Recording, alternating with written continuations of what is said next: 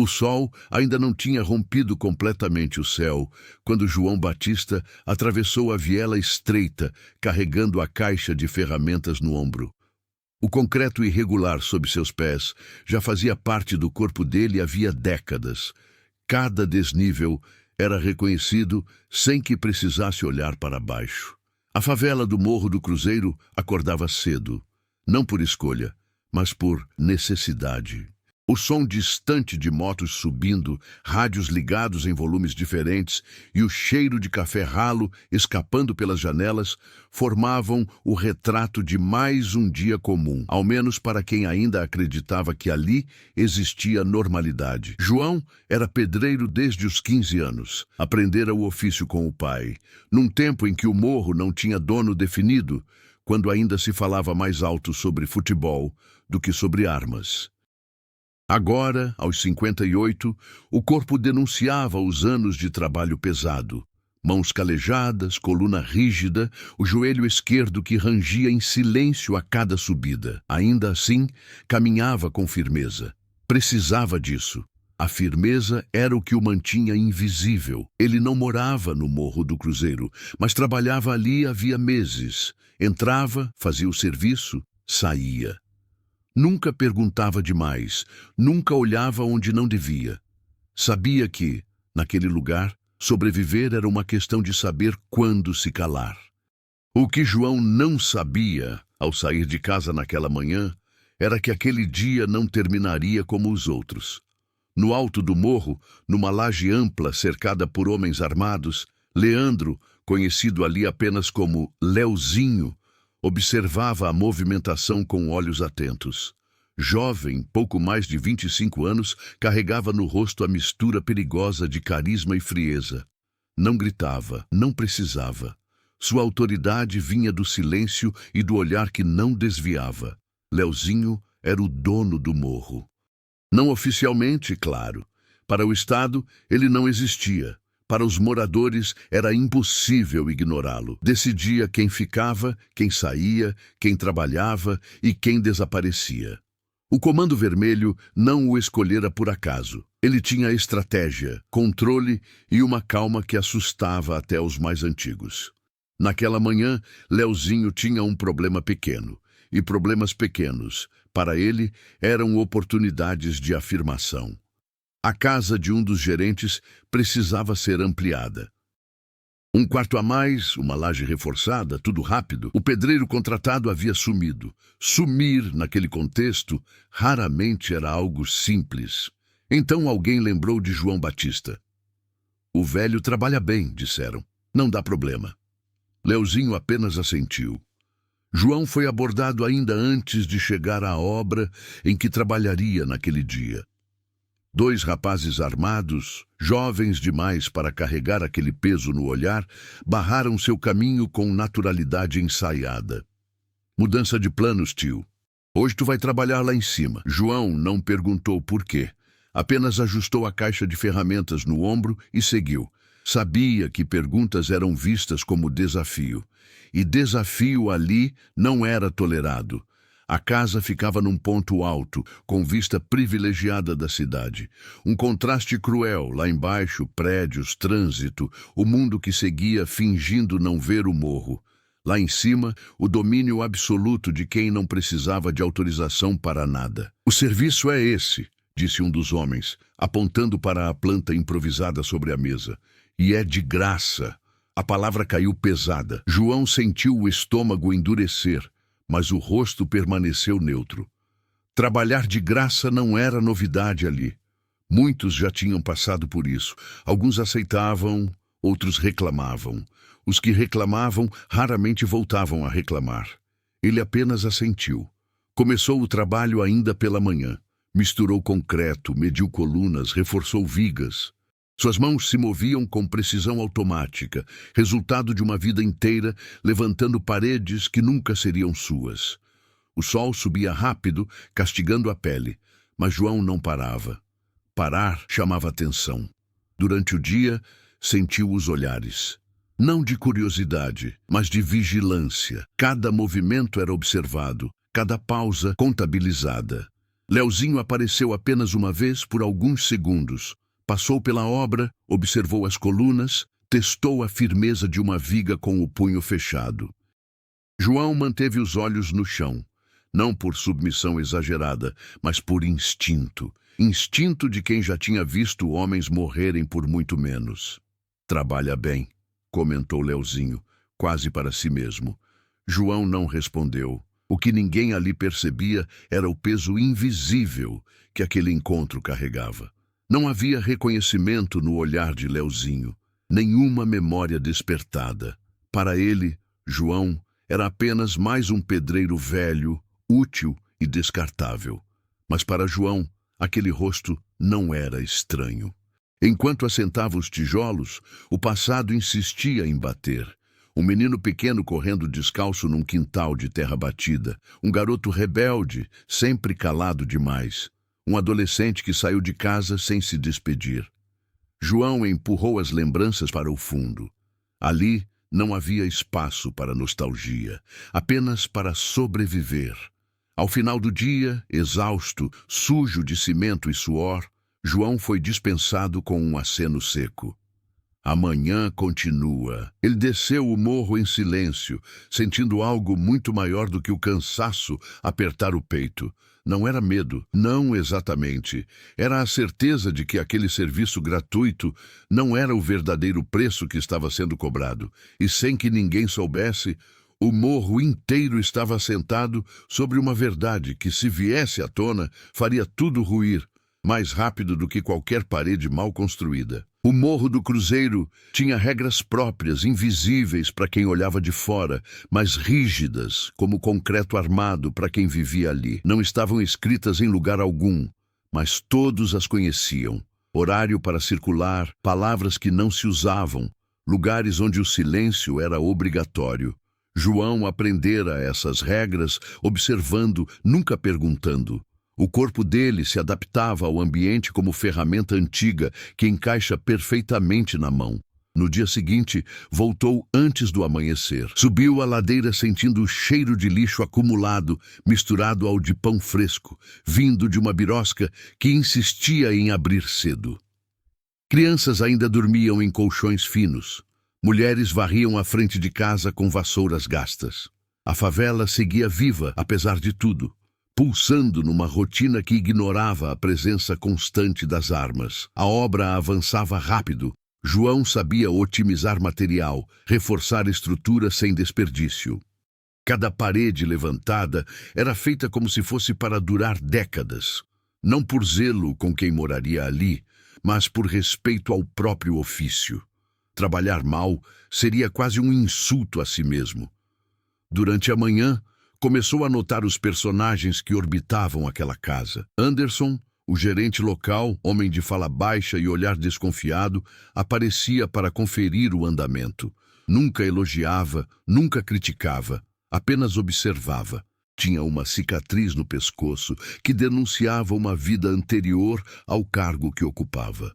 Não parecia confortável com o poder, mas se agarrava a ele como única forma de sobreviver. Havia também Bianca, companheira de Anderson, que surgia às vezes trazendo água ou café para os homens armados, nunca para João. Seus olhos revelavam um cansaço que não vinha da idade, mas do ambiente. Ela observava João com curiosidade silenciosa, talvez reconhecendo nele algo que já fora comum ali. Um trabalhador tentando não ser esmagado pelo sistema que dominava o morro. Leozinho continuava distante, mas sua presença era sentida mesmo quando não estava ali. Ordens chegavam por terceiros, mudanças de plano aconteciam sem explicação. A obra, que inicialmente era apenas um quarto a mais, agora incluía reforço estrutural para suportar algo maior. João percebeu isso ao recalcular as cargas. Aquela laje não era para uma família comum. Enquanto trabalhava, lembranças surgiam como rachaduras inevitáveis. João se lembrava do tempo em que morava na Baixada Fluminense, numa casa simples, construída com as próprias mãos. Lembrava do filho, Rafael, garoto quieto demais, olhar atento demais. Nunca gostara da escola, mas desmontava rádios velhos com uma facilidade assustadora. João sempre achara que aquilo o levaria para algo melhor. Quando Rafael desapareceu aos 17 anos, João procurou por meses. Delegacias, hospitais, ruas, nenhuma resposta. Com o tempo, a dor se transformou em silêncio. Um silêncio que nunca cicatrizou. Agora, ao observar Leozinho de longe, algo naquele modo de andar, na postura calculada, despertava um incômodo difícil de nomear. João afastava o pensamento imediatamente. No morro, suposições eram perigosas. O ambiente ao redor também moldava cada decisão. A geografia do morro não era aleatória. Becos estreitos forçavam qualquer visitante a desacelerar. Escadarias íngremes dificultavam fugas rápidas. Casas empilhadas criavam pontos estratégicos de observação. Tudo havia sido adaptado ao controle do tráfico ao longo dos anos. João notou que os olheiros mudavam de posição conforme o horário. Pela manhã, jovens ficavam nas entradas principais. À tarde, surgiam outros, mais velhos, mais atentos. Nada era improvisado. Um detalhe chamou sua atenção no terceiro dia de trabalho. Uma pequena marca na parede externa da casa, quase apagada pelo reboco antigo. Era um símbolo simples, discreto. João reconheceu na hora. Anos atrás, vira marcas semelhantes em outras comunidades. Eram sinais deixados pelo próprio comando para indicar imóveis estratégicos. Aquela casa não era apenas uma moradia. Era parte de algo maior. Os personagens secundários começaram a se revelar não pelo que diziam, mas pelo que faziam. Um dos rapazes armados, Tiago, sempre deixava a arma apoiada no ombro de forma relaxada, mas mantinha os olhos atentos a qualquer movimento estranho. Outro, conhecido como Ceará, tinha mãos trêmulas quando achava que ninguém estava olhando. O poder não o havia endurecido por completo. João seguia invisível entre eles. Era chamado de tio, velho, pedreiro, nunca pelo nome. Isso o protegia. Nome criava vínculo. Vínculo criava memória. À noite, ao descer o morro, João passava por um pequeno bar onde um rádio antigo tocava notícias abafadas. Falava-se de confrontos em outras comunidades, de operações policiais, de jovens mortos sem nome. Tudo distante, tudo próximo demais. O Brasil ali não era o dos cartões postais. Era o país das ausências, do Estado, da justiça, das escolhas reais. Cada personagem naquele morro era resultado direto desse contexto. Leozinho não surgira do nada. Fora moldado por aquela realidade, assim como João fora moldado pelo trabalho duro e pelas perdas silenciosas. No fim da semana, a obra já chamava a atenção. A estrutura sólida contrastava com casas vizinhas levantadas às pressas. João percebia olhares novos, mais curiosos. Isso o incomodava. Visibilidade naquele lugar era risco. Quando Leozinho voltou à obra, dessa vez ficou mais tempo.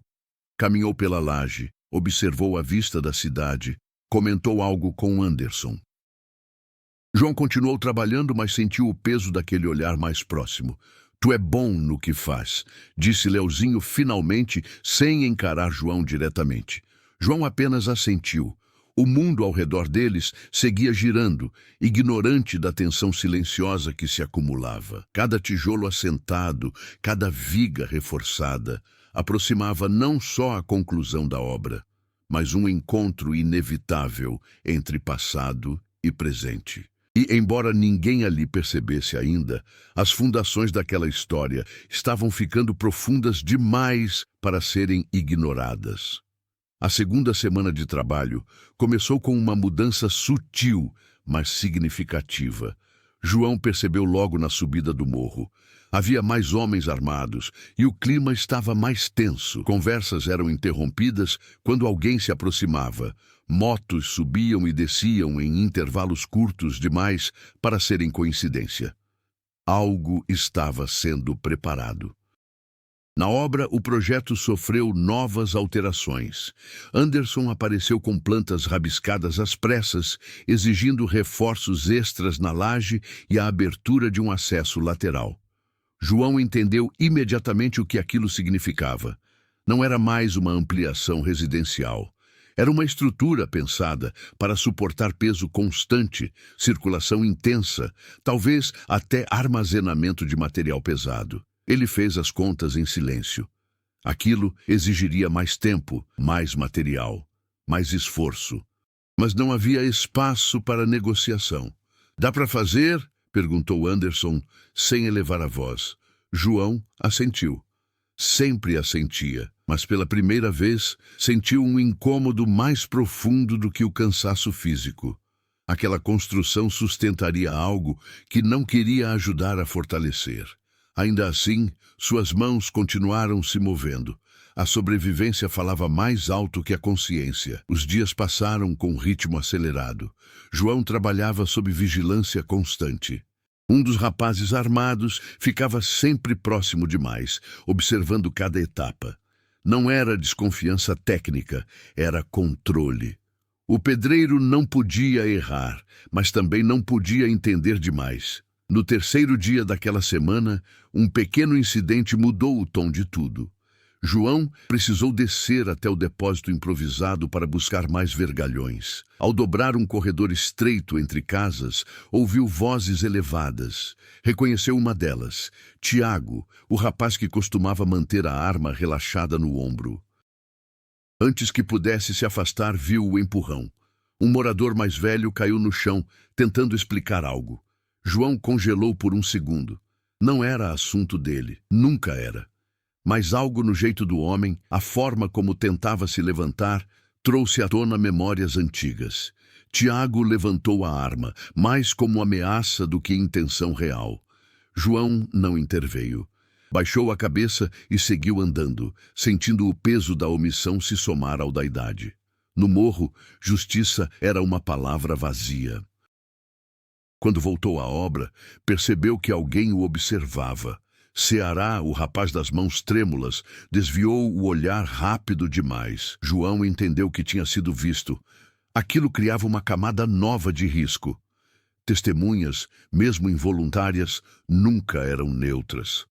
Leozinho apareceu mais cedo naquele dia. O clima mudou instantaneamente. Homens se alinharam sem perceber, vozes baixaram, gestos ficaram contidos. Ele subiu a laje enquanto João ajustava uma coluna. "Quanto tempo falta?" perguntou. João mediu mentalmente. "Mais uns dias, se não mudar mais nada." Leozinho assentiu, observando a cidade ao longe. O silêncio entre eles se estendeu por segundos longos demais. Então, sem aviso, ele perguntou: "Tu é daqui de onde?" A pergunta caiu como um bloco de concreto. João respondeu com cautela: "Da Baixada." "Trabalha nisso há quanto tempo?" "A vida toda." Leozinho o encarou pela primeira vez de verdade. Os olhos eram frios, calculistas, mas havia ali um brilho inquieto, como se estivesse sempre buscando algo. João sentiu um arrepio que não vinha do medo comum. Era outra coisa. Familiar demais. "Já perdeu alguém?" continuou Leozinho, a pergunta surgindo sem contexto. João demorou um segundo a mais para responder. "Todo mundo perde." A resposta pareceu satisfazer. Leozinho se afastou sem dizer mais nada, mas aquele breve diálogo deixou marcas. João sentiu que uma linha invisível havia sido cruzada. A tensão aumentou quando, 2 dias depois, a polícia fez uma operação em outro ponto do morro. Não chegaram perto da obra, mas o barulho dos helicópteros ecoou pelas vielas. O trabalho parou por horas. Homens se esconderam. Rotas foram fechadas. João ficou sentado num canto, esperando autorização para descer. Durante a confusão, ouviu um nome sendo gritado entre os rádios. Rafa, curto, rápido como código. O coração de João acelerou. Era coincidência. Precisava ser.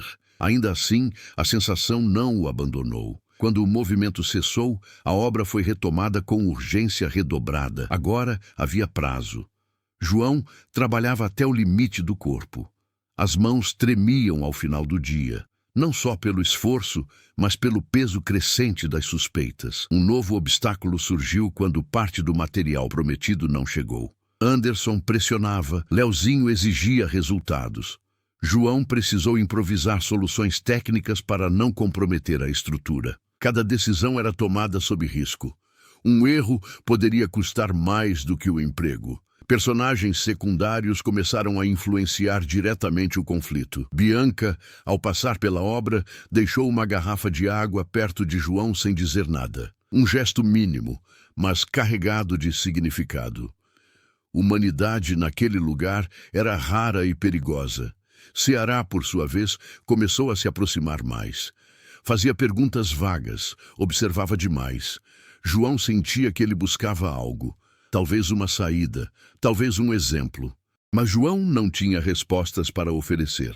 O conflito não era mais apenas externo. Não se tratava apenas de construir de graça sob ameaça. João agora lutava contra o passado que insistia em emergir, contra a sensação de que estava ajudando a erguer algo que poderia engolir ainda mais vidas. Cada dia aproximava a conclusão da obra. E com ela, a inevitável revelação de algo que ninguém ali estava preparado para enfrentar. O morro seguia seu ritmo próprio, indiferente ao peso das histórias individuais. Mas João sabia, quando aquela laje estivesse pronta, nada permaneceria exatamente como antes. A obra avançava, mas o morro parecia se fechar em camadas cada vez mais densas. João sentia isso no ar, na forma como as pessoas evitavam certos becos, na rapidez com que portas se fechavam quando motos passavam acelerando demais. A construção já não era apenas um trabalho forçado.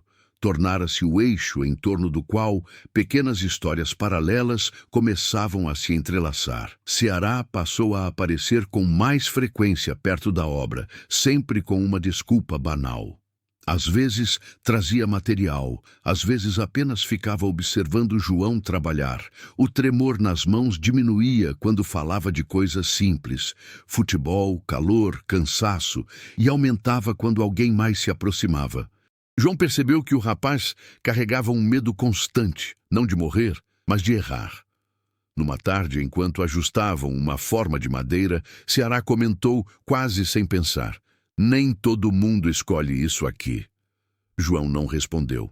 Continuou martelando, mas registrou a frase. Não era desabafo gratuito. Era um pedido silencioso de reconhecimento. João já tinha visto isso antes, em outros lugares, outros tempos. Jovens presos a um caminho que parecia o único disponível. Outra subtrama se desenrolava com Bianca. Ela passou a circular mais pela casa, às vezes limpando, às vezes apenas observando a vista da laje. João notava que ela evitava ficar sozinha com Anderson. Quando isso acontecia, o ambiente ficava pesado, tenso. Não havia gritos, não havia agressão visível, mas havia controle. Anderson falava pouco, decidia tudo, e Bianca se movia como quem mede cada passo. Certa manhã, João encontrou Bianca sentada na escada externa, olhos perdidos. Ao vê-lo, levantou-se rapidamente, como se tivesse sido flagrada fazendo algo errado. Não disse nada, mas deixou escapar um suspiro longo demais. Aquela casa, João percebeu, não era um refúgio para ninguém. Enquanto isso, a pressão temporal começou a se impor de forma concreta. Leozinho queria tudo pronto antes do fim do mês. Comentários atravessados indicavam que algo grande estava para acontecer. A estrutura precisava estar preparada para receber pessoas, peso, movimento. João entendeu que aquela laje seria usada como ponto estratégico. Talvez reuniões, talvez algo pior. O tempo apertado obrigou João a aceitar a ajuda de 2 rapazes do morro. Trabalhavam rápido, mas sem técnica. João precisava supervisionar tudo de perto para evitar falhas. Isso aumentava sua exposição. Agora havia mais olhos sobre ele, mais gente percebendo seu cuidado excessivo com detalhes. Uma noite, ao descer o morro, João encontrou o homem mais velho que havia sido empurrado dias antes. Ele estava sentado na porta de casa, com o rosto ainda marcado. Quando viu João, assentiu em silêncio. Um reconhecimento breve, mas carregado de significado. João sentiu o peso da responsabilidade que nunca pedira. A subtrama do passado também se aprofundava. João começou a perceber pequenas coincidências difíceis de ignorar. O jeito de Leozinho segurar o copo, a forma como inclinava levemente a cabeça ao ouvir algo que não lhe agradava, o hábito de observar antes de agir. Gestos antigos, herdados. João lutava contra essas associações, mas elas se acumulavam como rachaduras invisíveis. A pressão aumentou quando Anderson informou que a última etapa da obra teria que ser feita à noite, para evitar a tensão.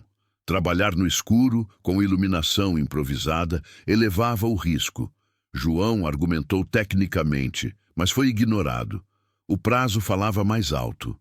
Na primeira noite de trabalho noturno, o clima era diferente. O morro parecia suspenso, atento. Sons distantes ecoavam de forma estranha. João trabalhava com foco absoluto, mas sentia que cada martelada ressoava mais do que devia. Durante uma pausa, ouviu vozes mais abaixo, uma discussão abafada. Reconheceu o tom de Anderson, mais agressivo do que o habitual. Bianca respondeu algo que João não conseguiu ouvir. Em seguida, silêncio. Minutos depois, Bianca passou pela obra com os olhos vermelhos, carregando uma bandeja. Não olhou para ninguém. Ceará observou a cena com desconforto evidente. Seus dedos tamborilavam nervosos na arma. Aquilo não era apenas tensão de trabalho, era o acúmulo de vidas comprimidas num espaço pequeno demais. As subtramas se entrelaçavam sem que ninguém tivesse controle total. João era o ponto de contato involuntário entre elas. O trabalhador explorado, o pai em silêncio, o observador de injustiças pequenas demais para virar notícia, grandes demais para serem ignoradas. A certa altura, um boato começou a circular. Alguém havia falado demais. Não se sabia quem. O morro entrou em alerta. Olheiros dobraram turnos. Olhares desconfiados se multiplicaram. João sentiu o perigo se aproximar, não como explosão, mas como cerco. Ele acelerou o trabalho, não por obediência, mas por instinto. Quanto mais tempo permanecesse ali, mais fundo estaria envolvido. Mas sair também não era simples. A obra o prendia. Cada subtrama, o medo de Ceará, o controle sobre Bianca, o passado de João, a ambição de Leozinho, convergia lentamente para um ponto comum. Algo estava prestes a romper o equilíbrio frágil do morro. E João sabia, mesmo sem admitir em voz alta, que quando isso acontecesse, ele não conseguiria mais permanecer invisível. O ponto de virada não chegou com explosões nem tiros. Veio de forma silenciosa, quase banal, numa manhã nublada, em que o morro parecia prender a respiração. João subiu mais cedo do que o habitual. A última etapa da obra exigia concentração total, o fechamento definitivo da laje e o reforço final das colunas. Se algo desse errado ali, não haveria correção possível. Enquanto trabalhava, percebeu que o movimento estava diferente. Homens armados não circulavam como antes. Estavam posicionados, imóveis, atentos. Aquilo não era rotina, era espera. Leozinho apareceu acompanhado de 2 homens que João nunca tinha visto. Não usavam rádios nem falavam com ninguém, apenas observavam. A presença deles alterou o clima instantaneamente. Anderson estava visivelmente nervoso, andando de um lado para o outro, conferindo tudo 2 vezes. João continuou o trabalho, mas sentia algo errado, não técnico. Estruturalmente tudo estava sólido. O erro vinha de outro lugar. Durante uma pausa breve, enquanto ajustava a forma de uma viga, ouviu Leozinho falando ao telefone, alguns metros atrás. A voz estava baixa, mas firme. Já está tudo pronto. Sim, hoje. A palavra hoje ficou ecoando na cabeça de João. Pouco depois, Anderson chamou João de lado pela primeira vez desde o início da obra. Depois que terminar isso aqui, tu não desce direto, disse, evitando encará-lo. Espera, a instrução era curta demais para ser casual. João assentiu, mas o corpo inteiro entrou em alerta. Esperar significava ser incluído em algo, e inclusão, naquele contexto, raramente era boa notícia. Quando o último trecho de concreto foi assentado, o trabalho terminou. A laje estava pronta, sólida, ampla, funcional, exatamente como pediram. João limpou as mãos do pano velho que carregava no bolso e respirou fundo. A obra tinha acabado, mas ele ainda não estava liberado. Foi então que Leozinho se aproximou de verdade. "Qual teu nome mesmo?" perguntou. A pergunta soou simples demais para o momento. "João." "Só isso?" João hesitou por um segundo que pareceu longo demais. João Batista. Algo mudou no rosto de Leozinho. Não foi espanto imediato, nem reconhecimento pleno. Foi uma fissura, um microsegundo de instabilidade. Os olhos se estreitaram, como se ele estivesse puxando uma memória antiga à força. "Batista", repetiu, quase para si. O silêncio se estendeu.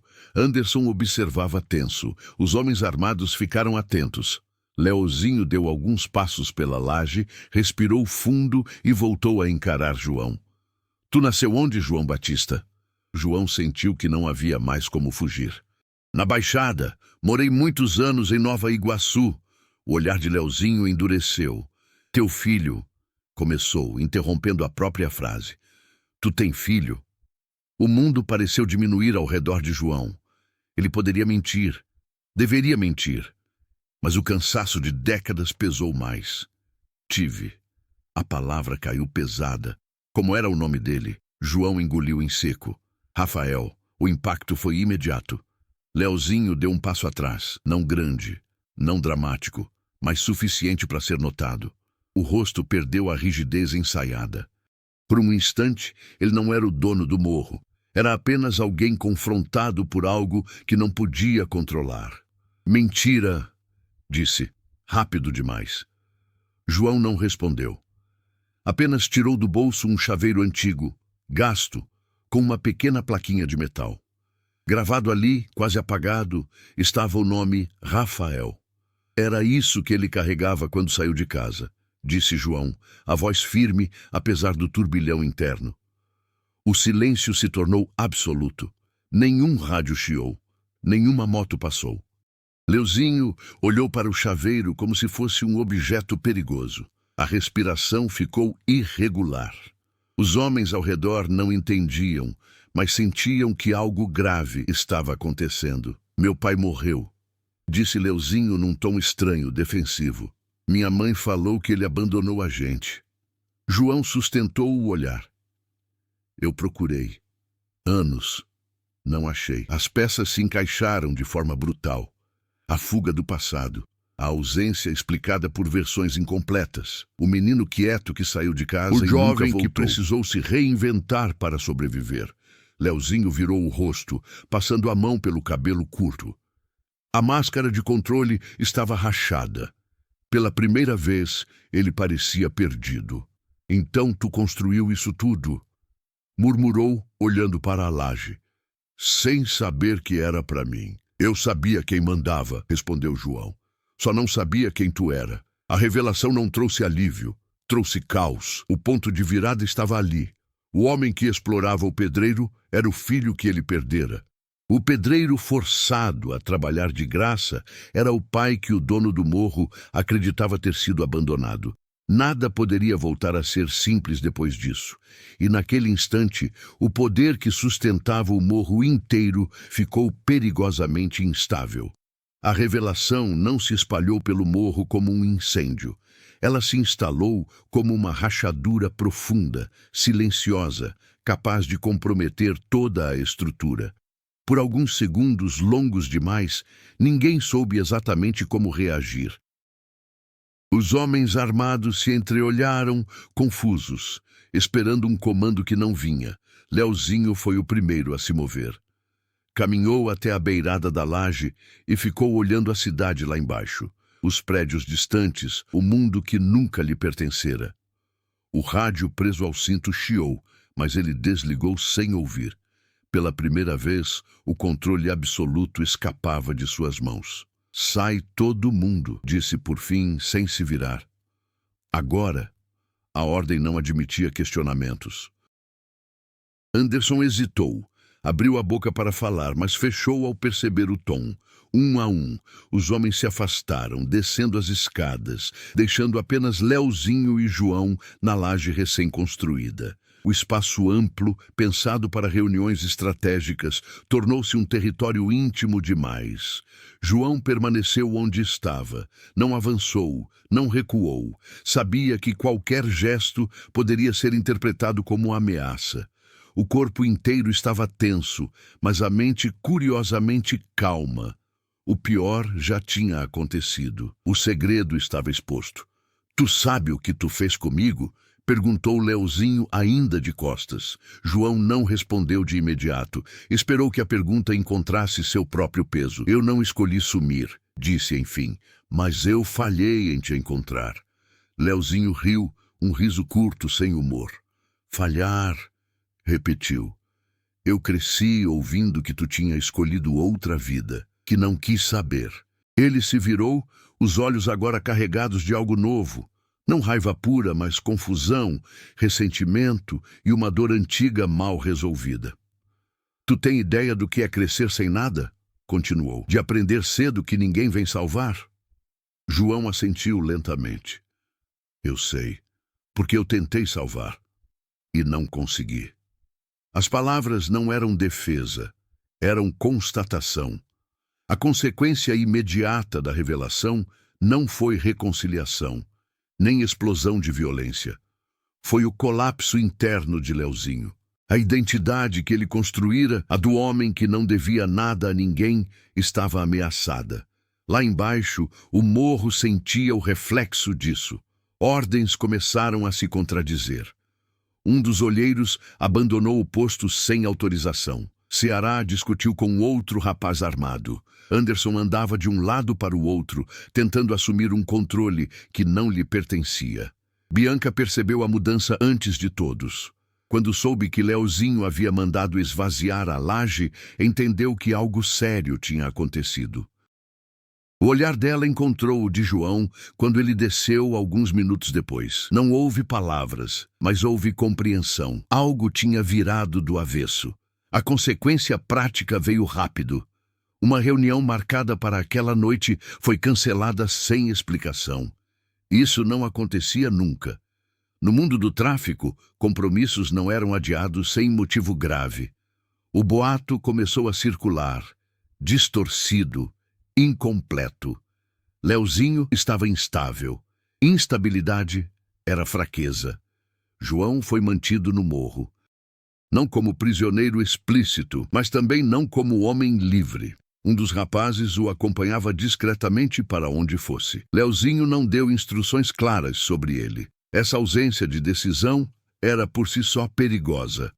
À noite, Leozinho chamou Anderson. Ninguém encosta no pedreiro, disse direto. Ninguém. Anderson engoliu seco. Mas, chefe, o pessoal tá falando. O pessoal não manda, cortou Leozinho. Ainda assim, o dano estava feito. Quando o líder hesita, outros começam a calcular. O morro funcionava como uma engrenagem. Qualquer falha num dente comprometia o sistema inteiro. João sentia o peso disso.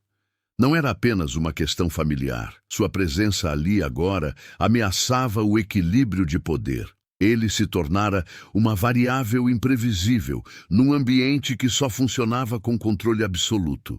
Ceará se aproximou naquela noite, com cautela. O clima tá estranho, disse baixo. O pessoal tá nervoso. João assentiu. Vai para casa, garoto, respondeu. Hoje não é noite de ficar visível. Ceará obedeceu. Talvez pela primeira vez, alguém lhe dera um conselho que não envolvia violência. Leozinho passou a noite em claro. Pensava na infância, nas versões que lhe contaram, na imagem de um pai ausente que justificara tantas escolhas erradas. Agora, essa narrativa estava comprometida. E com ela, a base emocional que sustentava sua brutalidade. A consequência mais grave, porém, ainda estava por vir. Ao amanhecer, uma informação chegou pelos rádios. Um grupo rival havia percebido a movimentação estranha. Cancelamento de reunião, troca de turnos, silêncio excessivo. Para quem observa de fora, aquilo era um sinal claro de oportunidade. O ponto de virada gerara ondas que iam muito além da relação entre pai e filho. O morro inteiro agora estava vulnerável, e João, sem querer, tornara-se o centro dessa vulnerabilidade. O amanhecer trouxe uma tensão diferente, mais densa. Não era o medo imediato de um confronto, mas a consciência coletiva de que algo precisava mudar. O morro acordou em silêncio incomum. Poucas motos circularam, rádios foram mantidos baixos e até as crianças pareciam brincar com menos barulho. Quando o poder hesita, todos sentem. João passou a noite sentado numa cadeira de plástico, encostado na parede da casa onde havia trabalhado por semanas. Não dormiu. O corpo estava cansado, mas a mente permanecia alerta. Pela primeira vez em muitos anos, ele não estava apenas reagindo às circunstâncias, estava sendo obrigado a escolher. Leozinho chamou João pouco depois das 6 da manhã. Não houve escolta ostensiva, apenas um gesto curto com a cabeça, indicando que o seguisse. Subiram juntos até a laje. O espaço amplo agora parecia vazio demais, exposto demais. Eu não sei o que fazer com isso, disse Leozinho, sem rodeios. Com essa história. João percebeu algo importante ali. Não havia ameaça na voz, havia conflito. Não vim aqui para tomar nada de ti, respondeu, nem para pedir perdão, só tô dizendo o que é verdade. Leozinho caminhava de um lado para o outro. O homem que comandava dezenas agora parecia menor, comprimido pelo próprio passado. Ele estava sendo forçado a enxergar que sua identidade não era tão sólida quanto acreditava. A superação para João começou ali, não como redenção heróica, mas como firmeza silenciosa. Pela primeira vez, ele não se curvou, não baixou os olhos, não pediu licença para existir. Tu cresceu aprendendo a mandar, continuou João. Eu cresci aprendendo a aguentar. Nenhum dos dois escolheu isso sozinho. As palavras não eram acusação. Eram constatação madura. João não buscava reconstruir o passado, mas impedir que ele continuasse destruindo o presente. Enquanto isso, no morro, os efeitos dessa transformação começavam a aparecer. Anderson tentou assumir mais controle, mas foi confrontado por outros gerentes. A autoridade fragmentava.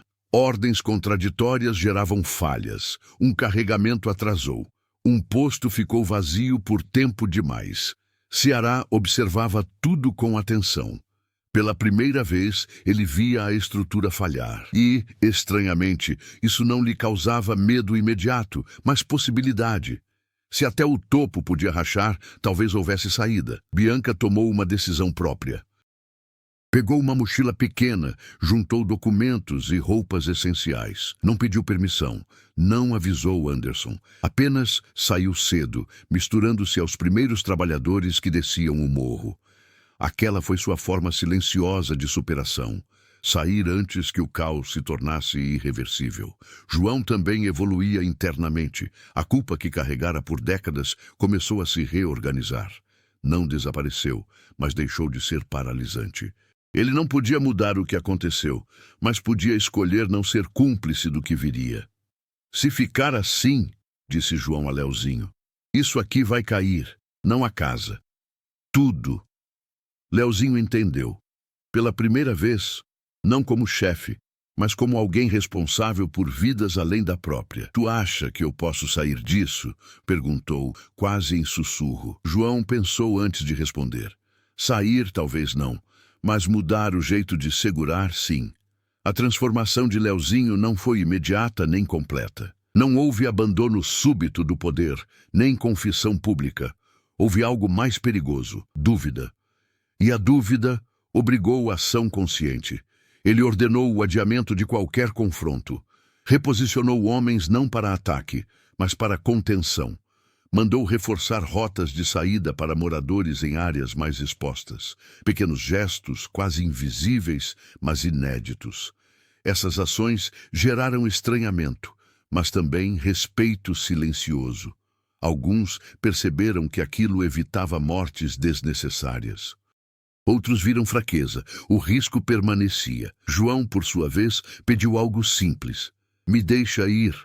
Leozinho demorou a responder. Sabia que liberar João significava assumir publicamente que ele importava. Mas mantê-lo ali era mais perigoso ainda. Se tu sair, disse. Não volta. Eu nunca voltei, respondeu João. O crescimento final de João estava em aceitar isso sem dor. Ele não precisava mais pertencer. Precisava seguir. Antes de descer, João olhou pela última vez a laje que construíra, não como obra do tráfico, mas como símbolo de algo instável. Estruturas podem ser sólidas por fora e frágeis por dentro. Leozinho ficou sozinho ali, observando o morro que ainda comandava, mas que agora pesava diferente. Pela primeira vez, ele entendia que força sem raiz vira ruína. Pai e filho seguiram caminhos separados novamente, mas agora conscientes um do outro. Não havia reconciliação plena, havia crescimento. E naquele morro acostumado à repetição da violência, isso já era uma ruptura profunda. A saída de João do Morro do Cruzeiro não trouxe alívio imediato. Pelo contrário, abriu um vazio que rapidamente começou a ser preenchido por tensão. Quando uma estrutura de poder muda, mesmo que discretamente, o entorno reage. O morro parecia em suspensão, como se todos esperassem o primeiro erro para justificar o próximo passo. Leozinho manteve João fora do radar. Deu ordens claras para que ninguém o seguisse, ninguém o mencionasse. Oficialmente, o pedreiro apenas terminou o serviço. Extraoficialmente, o silêncio era um acordo frágil. João desceu o morro com a caixa de ferramentas nas mãos e um peso antigo um pouco mais leve no peito, mas sabia, aquilo não tinha terminado. Do alto, Leozinho observava as movimentações com atenção redobrada. Relatórios chegavam truncados. Olheiros relataram circulação diferente na comunidade vizinha. Motos desconhecidas passaram mais vezes do que o normal. O grupo rival testava limites. A instabilidade era perceptível para quem sabia olhar. A preparação para o clímax não foi marcada por discursos ou reuniões dramáticas, mas por decisões rápidas e pragmáticas. Leozinho redistribuiu homens, reforçou pontos estratégicos e, sobretudo, mudou a função da laje recém-construída. Aquela estrutura, pensada para demonstração de poder, agora serviria como ponto de observação e contenção.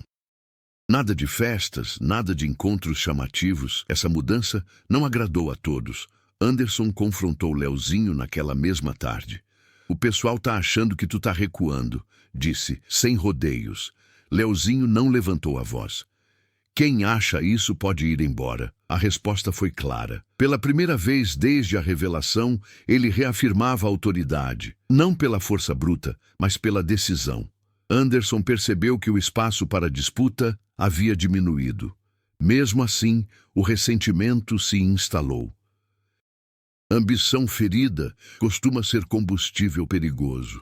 Enquanto isso, João tentava retomar a própria vida. Voltou para casa na Baixada Fluminense e passou o primeiro dia apenas organizando coisas simples. Lavou roupas, limpou ferramentas, consertou uma porta que rangia havia meses. Atividades banais, quase terapêuticas. Mas a normalidade não se encaixava facilmente depois do que vivera. À noite, ligou a televisão sem prestar atenção. O noticiário falava de operações policiais, confrontos em áreas dominadas por facções. Nenhuma menção ao Morro do Cruzeiro, mas João sabia ler entre linhas. Quando há silêncio demais, algo está se armando. No morro, Ceará tomou uma decisão própria. Pediu para ser deslocado de função. Não queria mais ficar na linha de frente. A resposta foi evasiva. Ele entendeu que aquilo era um aviso. Escolhas não eram bem-vindas naquele momento. Ainda assim, começou a observar rotas, horários, padrões. Pela primeira vez, pensava em sair. Bianca, já longe, ligou para uma amiga de infância. Pediu abrigo temporário. Não explicou tudo, não precisava. Algumas histórias se entendem pelo tom da voz. A saída dela criou mais uma ausência que ninguém comentou oficialmente, mas todos sentiram. O clima fechava. Na véspera do que seria o confronto inevitável, Leozinho recebeu a confirmação. O grupo rival planejava uma investida. Não seria um ataque frontal. Seria algo calculado, explorando brechas recentes. A laje construída por João, ironicamente, seria um dos pontos-chave. Não como alvo, mas como posição estratégica. Leozinho passou horas analisando possibilidades. Pela primeira vez, não pensava apenas em vencer. Pensava em minimizar perdas. Aquela diferença sutil mudava tudo. Ele deu ordens para evacuar discretamente algumas casas mais expostas. Mandou crianças e idosos ficarem fora da área central.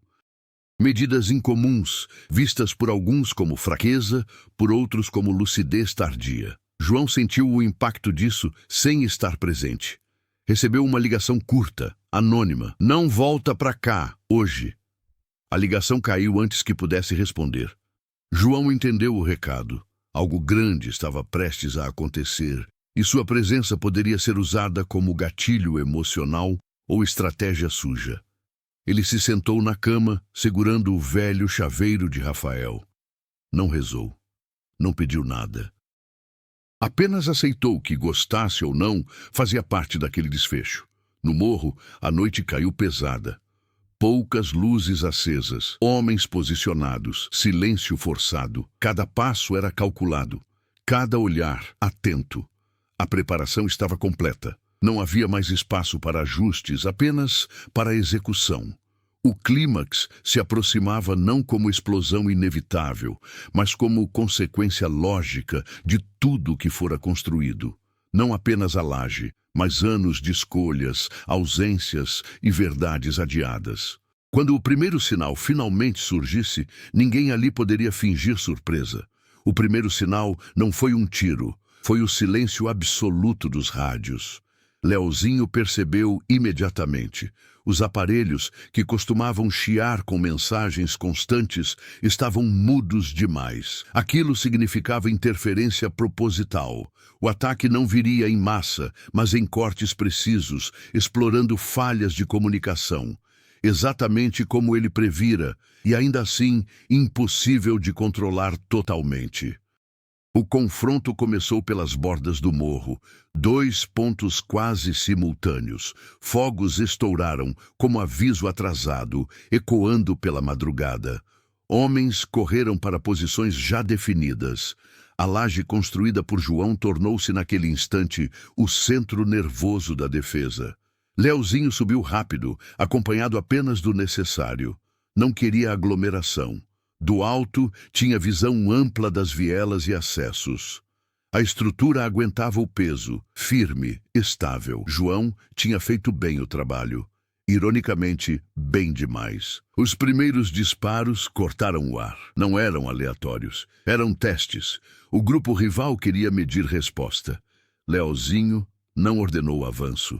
Mandou segurar.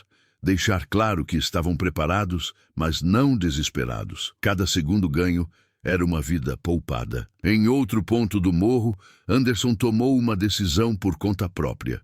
Movido pela ambição e pelo ressentimento acumulado, deslocou o homem sem autorização, abrindo uma brecha perigosa. Ele queria provar força. Queria mostrar que ainda era indispensável. O resultado foi imediato. O grupo rival explorou a falha com precisão cirúrgica. O confronto se intensificou naquele setor. Tiros, gritos, correria. Leozinho percebeu o erro quase no mesmo instante. Recuar agora, ordenou pelo rádio reserva. Fecha pela lateral. Mas o dano já estava feito. Ceará estava próximo demais quando tudo desandou. Viu Anderson cair atingido, o corpo pesado tombando num espaço estreito demais para a fuga. Pela primeira vez o rapaz não congelou, não tremeu. Correu, não para atacar, mas para avisar. Subiu desesperado em direção à laje. Abriram um buraco, gritou ofegante. Leozinho não hesitou. Reposicionou homens, fechou rotas, conteve o avanço. A laje virou ponto de comando real, não simbólico. A visão ampla permitia antecipar movimentos. Cada ordem era calculada para conter, não expandir o conflito. Foi então que a reviravolta aconteceu. Entre os gritos e disparos, uma informação chegou por um rádio secundário. A polícia havia sido acionada, não por moradores, por alguém de dentro. Anderson, antes de cair, tinha feito a ligação. Um último gesto de vingança. Se ele não controlaria o morro, ninguém controlaria. O tempo encurtou drasticamente.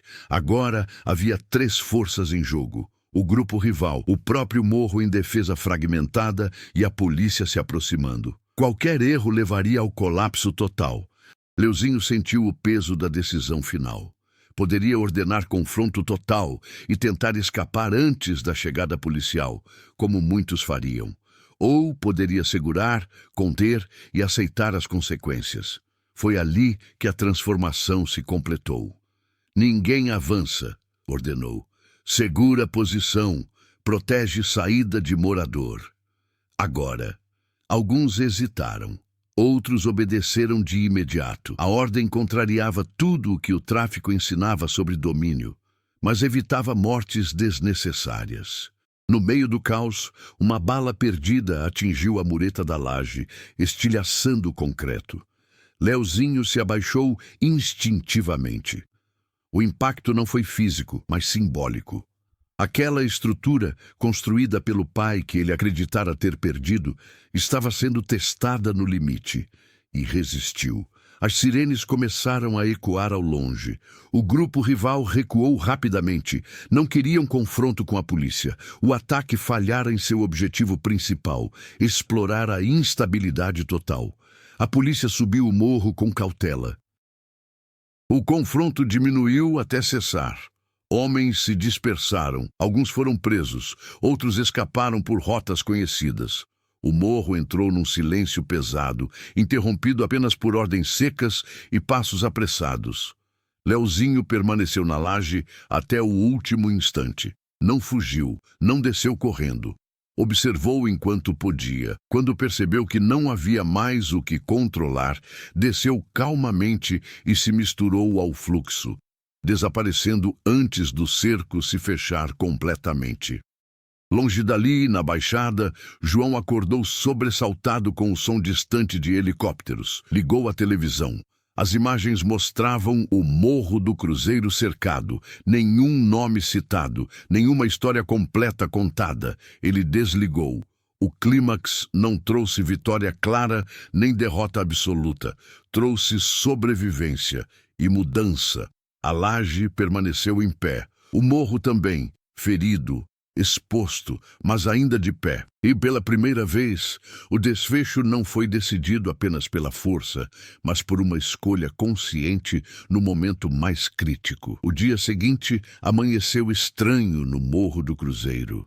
Não houve comemoração nem luto coletivo explícito. Apenas um silêncio denso, desses que ficam depois de uma tempestade forte demais para ser ignorada. A polícia permaneceu por horas. Depois desceu. Como quase sempre, levou alguns, deixou muitos e não resolveu nada por completo. Mas algo tinha mudado. A morte de Anderson não foi anunciada oficialmente. Seu nome simplesmente deixou de ser mencionado. No morro, o esquecimento rápido era uma forma de sobrevivência. A estrutura de comando precisou ser reorganizada às pressas. Não havia tempo para disputas abertas. A noite anterior deixara claro que qualquer rachadura seria explorada por fora. Leozinho não voltou ao topo do morro naquele dia. Sumiu por algumas semanas. Uns diziam que tinha descido para outra comunidade. Outros juravam que ele estava fora do estado. O fato é que sua ausência forçou decisões coletivas. Sem a figura central, Os gerentes restantes precisaram negociar, ouvir, ceder. O poder deixou de ser absoluto, ainda violento, ainda ilegal, mas menos concentrado. Ceará foi um dos primeiros a sair. Aproveitou o caos administrativo e simplesmente não voltou ao posto. Desceu com uma mochila pequena e nenhum plano claro, apenas a certeza de que ficar seria repetir um ciclo que quase o matou. Ninguém foi atrás. Naquele momento, perder um soldado era um problema menor do que criar outro inimigo. Bianca nunca mais retornou ao morro. Meses depois, alguém comentou que ela estava trabalhando como auxiliar de cozinha em outro bairro. Vida simples, salário baixo, mas portas que se fechavam à noite sem medo. Sua saída foi silenciosa, mas definitiva. Algumas histórias não precisam de anúncio para se encerrar. A laje construída por João permaneceu intacta. Não virou palco de festas, nem centro de comando ostensivo. Tornou-se apenas mais um ponto alto, usado com cautela. Para quem conhecia a história completa, aquilo era simbólico. Uma estrutura feita para o poder que acabou servindo à contenção. Na Baixada Fluminense, João retomou a rotina aos poucos. Voltou a aceitar pequenos trabalhos, concertos simples, reformas modestas, nada que chamasse atenção. O corpo ainda doía, mas o peso interno diminuíra. Pela primeira vez em décadas, ele dormia sem a sensação constante de algo inacabado. As notícias eventualmente mencionaram o Morro do Cruzeiro novamente. Confrontos menores, prisões pontuais, a repetição conhecida. Nenhuma palavra sobre um pedreiro forçado a trabalhar de graça. Nenhuma linha sobre a verdade, que quase desmoronou um império local. A história real nunca cabe inteira no noticiário. Leozinho reapareceu meses depois, discretamente. Já não circulava como antes. Menos escolta, menos ostentação. Ainda era respeitado, ainda temido, mas algo nele havia mudado. A agressividade cega dera lugar a um controle mais calculado. Não por redenção, mas por entendimento tardio. Ele nunca procurou João novamente, e João nunca tentou encontrá-lo. A conclusão daquela relação não estava no reencontro, mas no reconhecimento silencioso do que foi perdido e do que não podia ser recuperado. Pai e filho seguiram existindo em mundos paralelos, conectados por uma verdade que nenhum dos dois ousava expor. Não houve abraço, nem perdão formal. Houve algo mais realista, aceitação. O Morro do Cruzeiro seguiu em pé, como sempre, ferido, adaptado, resistente. Pessoas continuaram subindo e descendo, trabalhando, sobrevivendo. O sistema não caiu, mas também não saiu ileso. E João, cada vez que levantava uma parede nova, fazia questão de reforçar bem a base. Não por medo de desabamento físico, mas porque aprendera, tarde demais, que estruturas frágeis, sejam de concreto ou de poder, sempre cobram seu preço.